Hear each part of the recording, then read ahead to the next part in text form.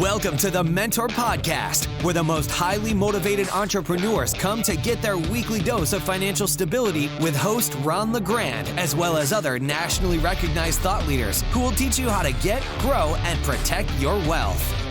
Well, hello, everybody. Ron LeGrand back with another issue of the Mentor Podcast. Our mission is to help you make more money faster, easier, and keep more of it and retire rich. And man, I don't know anybody better qualified to talk about that than our guest today. And that's the one and the only Robert Allen. For the three people that don't know the name Robert Allen listening to this podcast today, I got to, Bob, I know you're there. I want to tell a little bit of story on you, and then I'm going to let you just take over, and then I'm going to rudely interrupt as I see fit, okay? I want everybody to know that how important you have been, not only in my life, but in the lives of so many thousands of other people, because you folks may not know this, but it was Bob Allen's seminar on March 12, 1982 that I first attended that got me involved in real estate while I was out there looking for something other than being a mechanic and working in a station. And that first seminar, Bob, was taught by Carlton Sheets.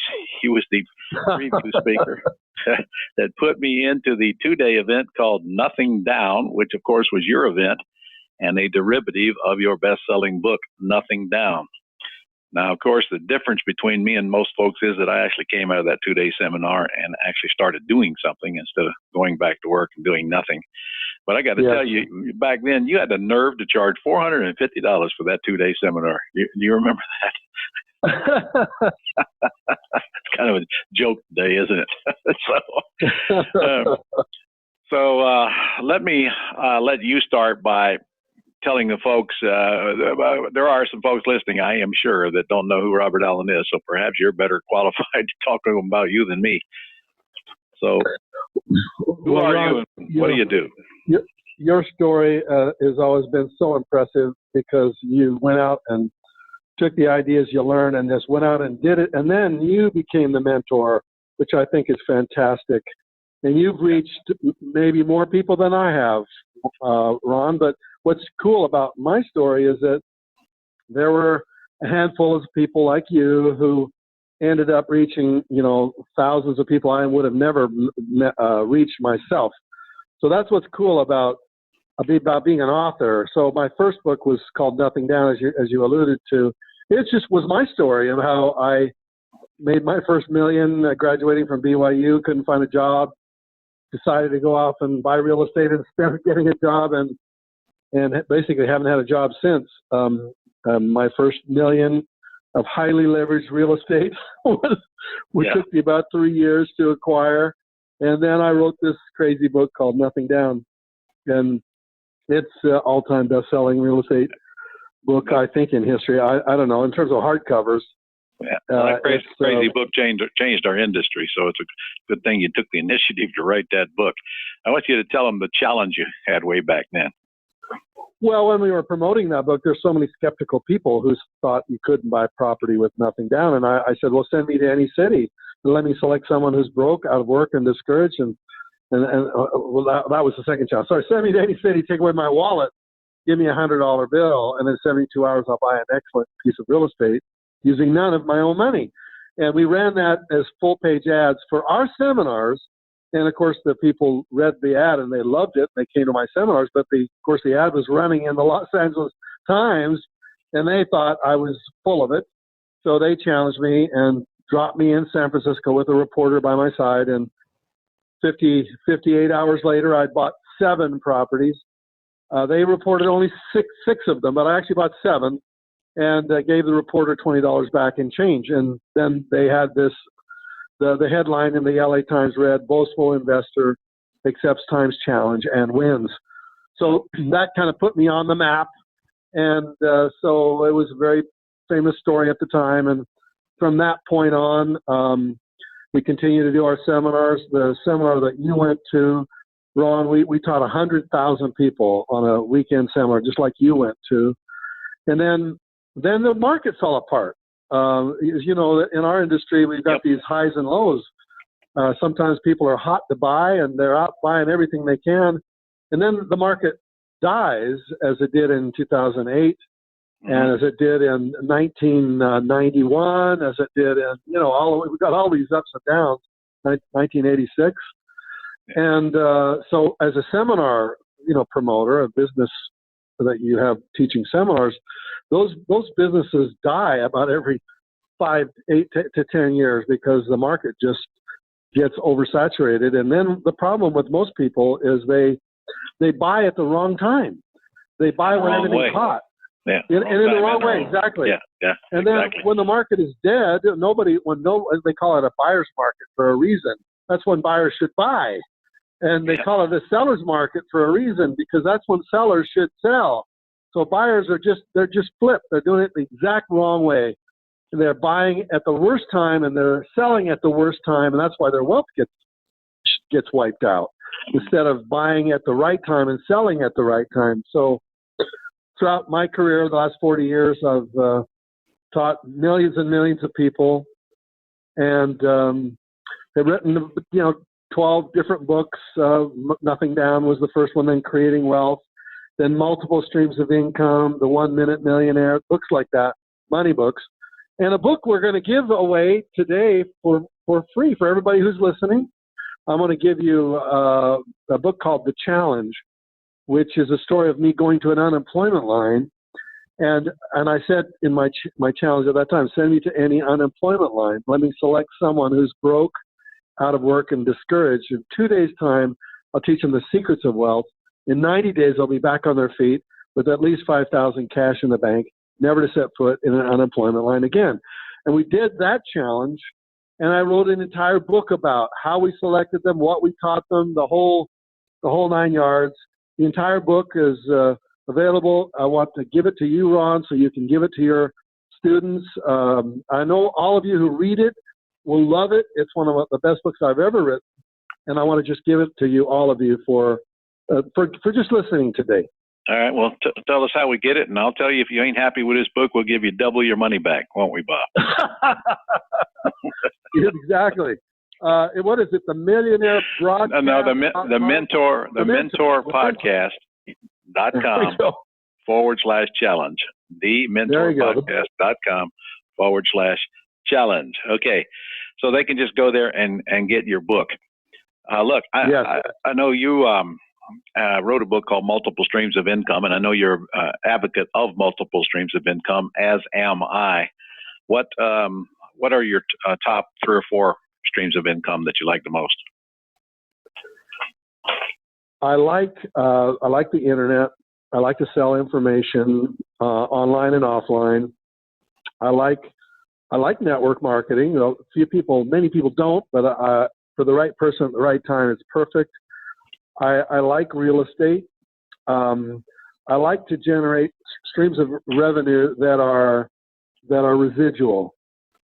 So real estate fits the formula that I talk about in multiple streams of income. I call it the money tree formula, and it fits those 9 characteristics of the right kind of business. See if real estate doesn't fit these characteristics. M stands for multiple streams of income. So if you've got an apartment building, you've got multiple streams of income. O is outstanding, meaning I want the product or the service I provide to be excellent. So you have to select the right location, the right properties. That's the O. The N stands for little or no money down, nothing down.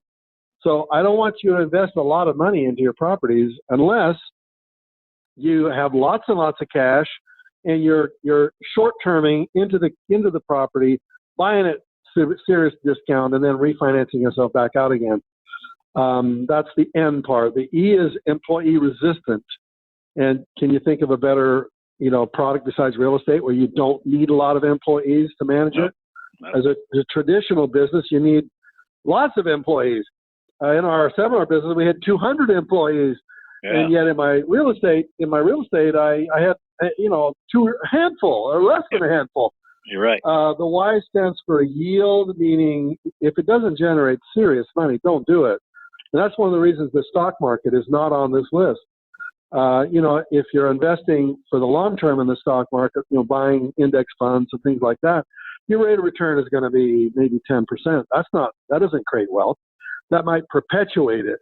That might be a good way to store some of it. But, in terms of creating wealth, you want 50, 100, 200% on your money, right? Yeah. The T stands for trend, and the real estate was on trend for many years, and then 2008 happened.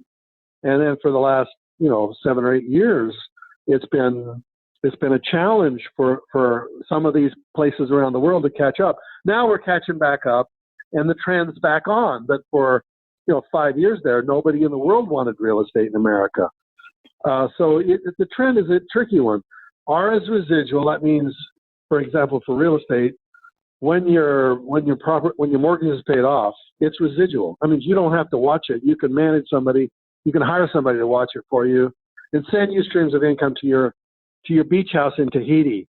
It's just the best way to do it. E stands for essential to everybody every day. Meaning if the product you're marketing, whether it's real estate or any product, frankly, any business you have, if it's not essential, then as soon as we have a market downturn, then people will stop it. And therefore your business dies. So one of the reasons that the seminar business dies during really difficult times in the real estate market is it's not essential for you to be investing in real estate. It's essential for you to live in real estate, but not for you to be buying property at the worst possible time, the worst possible mindset time. It's the best time to buy, but nobody believes that. So I want a product that's essential. And then T, the final E is, hey, you got to love it. You got to be enthusiastic about it. And therefore, this is the formula that I use every time I invest time or money into any project. Am I willing? Does it pass the money tree formula? And most businesses don't. People will come to me and they'll say, Robert, we want you to invest in our business here. And I run it through this formula. And, 9 times out of 10, it doesn't fit. And therefore, I say no. Yep. And wherever I've lost money, Ron, and I've lost a bunch, and so have you, whenever I've lost money is because I've really violated parts of this money tree formula. I got too cocky. The money was coming in too fast. And I thought, I'll just invest lots of money into this kind of project I've never done before. And it doesn't fit the formula. And my ego is involved. And it's amazing, isn't it? Are you describing me or you? Yeah. Well, both, actually. It's crazy, isn't it? As you look back over our careers, both of us, I can see the times when I've lost big money. I see the times where I've made big money, and I'm always following the formula in the right times and breaking the formula when it's the wrong time. So, Zuckerberg lost $20 billion the other day because of some bad news in the marketplace. It's one of the reasons I don't want to invest in the stock market, because I don't want to have some bad news destroy my wealth. In 2 hours, he lost $20 billion. Yeah. But sort of. Every time I've lost money, sort of. He's made it back again today, but a week ago he lost $20 billion. But every time I've lost money, it's usually been something I couldn't control. It was out of my control or my planning. For example, the avalanche in 1986, where I was leveraged to the hilt on projects I shouldn't have been involved in. Yep. And then there was an avalanche that literally destroyed my mountain home. It was leveraged on a project I was buying, and the bank called the loan, and the insurance wouldn't pay my insurance. They said it was an act of God, this avalanche. What else is there, And so literally within a matter of weeks, my $10 million net worth went to zero. The bank took all of the properties I'd leveraged and borrowed to buy this property I should never have bought. And, it was stupid at the time, but when you're in retrospect, it's stupid. When you're in the middle of it, you just think you'll never lose. You'll never, the money will keep flowing for the rest of your life. And you make so stupid decisions. And so both of us, Ron, we can teach from personal experience. And yet when the listeners here on our call, when you're listening, just learn from the great things we've done and from the stupid mistakes we've made, and you'll have a safer path to your wealth than I did, at least, I can tell you that. Well, my avalanche happened in 2008, Uh, Yeah. and Yeah. I swear your story sounds like me, just different timing. But here's the good news about when things go bad when it relates to real estate. The only problem with values going down, and we both know that there will be another recession. It's inevitable. We just don't know for sure when. And, I teach my people the only thing you can do is make sure there's no recession in your house. And the only way you can really do that is to make sure cash flow is strong enough to where you can, where you don't care. And good thing about real estate is if the values go down, it doesn't matter unless we are forced to sell right then and there. So correct. Values might go down, but rents don't, may even go up. So we simply adapt with the times. I can tell you that after September of 2008, you mentioned information marketing business. Ours took an 80% drop in 30 days. I mean, just like that, the bottom dropped out. And it was a rough several years thereafter. At the same time, I was fighting with banks over a lot of commercial developments that I had going on. So on the other hand, we got through it. Yeah. For my big time loss was January 15th, 1991. 1991. That was when we had invaded Kuwait, invaded Iraq to kick out Saddam Hussein out of Kuwait, and all you could see on the television, and we were heavy into infomercials at that time. All you could see on the television were the bombs dropping on Baghdad, and the bombs dropped for 45 straight days. And during those 45 straight days, nobody was watching anything. They certainly weren't watching infomercials on how to make a fortune in real estate. And so just like yours went down 80% in just a matter of weeks, so did ours. So what the mistake that I made was not being heavily into multiple streams of income, which is the reason you have multiple streams is because when one of your streams dies, and they always have challenges, the other streams fill up keep flowing, and therefore it balances out your ups and downs. But if you have all your eggs into one basket, then when that basket tips over, you're in trouble. So that's what we both learned, didn't we, Ron? Couldn't agree with you more. And there's one good thing about real estate: it might have ups and downs, but it's never going to fail you unless you fail it and do stupid stuff like you just described. And they call that training, I think, Bob. Very expensive training. So I want to know at what age the expensive training stops. That's what I want to know. I just finished a biography of Washington, and it was a big, huge, 800-page book. And one of the things I underlined throughout the book, maybe 100 times, was how much financial pressure he was on his entire life. And of course, he accomplished enormously incredible things. The name of the city, Washington, D.C., is named after him. And he was one of the founders, the signers of the Declaration of Independence, the signers of the Constitution. He was an amazing guy, but he was always in debt. He was always struggling. He was always farming, and his farms were always, failing. And the enormous pressure he was under. And what I came away from that is I've felt that way myself, in various periods of my own life. And yet I get up in the morning, I do the things that I do. I create, I teach, I do what I was born to do. Even though we all have these struggles we go through, and I think I'm talking to some of you on this call right now, you're probably challenged with some of the things you're working. One of the reasons you want to create some wealth is so you don't have some financial problems. So I just want to give you some encouragement. The greatest of the great have the same kind of financial problems that all of us have experienced, and yet you can still do great things in your life. And when adversity hits, you got two choices: stick your head in the sand, which put your butt straight up in the air to be kicked, or plow forward and get through it day by day. And obviously, I'll tell you, the richest people that I have ever met, Bob, have told me that the most money they ever made was when they were fighting off adversity. And things came along that they didn't expect and never would have materialized if they weren't fighting that adversity. I know that's certainly true for me, and I know it's certainly true for you as well. By the way, you're one of the best information marketers that I've ever met. I bet you do not remember one time what you told me your biggest mistake with information marketing was. No, tell me. Remind me. Okay.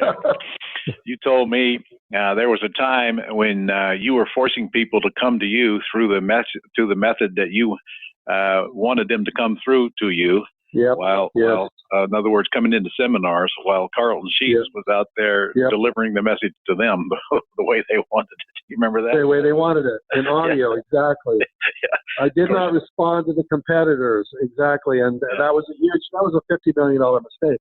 Matter of fact, could have been more actually. If I'd responded and not been lazy, then when one of the downturns happened, I think I could have survived it. But because I didn't respond, huge mistake. We learned our lessons. Yeah. So you got to let the market tell you what it wants instead of you trying to decide for it. Is really what you're saying. Yeah. Totally. Okay. Totally. So I want to tell you another little story. You don't remember this probably, but back in 1982 when these seminars were going on, you had a black, ugly manual called Nothing Down. That's I do. Yes. In 2002, when I moved into the home that I'm currently in, I found that manual. I laughed for an hour. You know, one of my big goals that I wrote right in there inside the front cover was if I could ever make $100,000 in a whole year in my lifetime, I'd be happy. What a joke, eh? I still laugh about that to this very day. It's amazing how our needs and goals increase as our income does as well. All right. Well, amazing. Look, I got a job for you right now that I did not prepare you for. What is the best advice you can give anyone listening to this podcast right now about making more money and retiring wealthy that you haven't already given? Thank you. It may sound a little strange, but I'm going to give you my best advice. And I learned this from having lost all the money and having to start again from scratch and being actually a couple $1 million in debt. And I went to my spiritual advisor and he asked me if I was a giver. And I said, I don't have any money to give. How can you even ask me that question? He said, well, I would challenge you to be a giver. He said, you make a little bit of money from here and there, but so I'm going to challenge you to give whatever cause, church, charity, whatever you choose. Just give, and give 10% right off the top, and you can make it on the 90. And I really was struggling at that time desperately, and it was the hardest thing I ever did. And I figured out how much money I made that week, and I gave. And I was so far in debt I would never get out, really. And it seemed like the next week the problems were a little fewer, and the money was a little more. All I can tell you is that as you look at my checks that I wrote over the next 5 years, you would have seen that every single week the check was bigger. And then it got to be ridiculously big, where the checks I was writing were bigger than the income that I was earning, a few years earlier.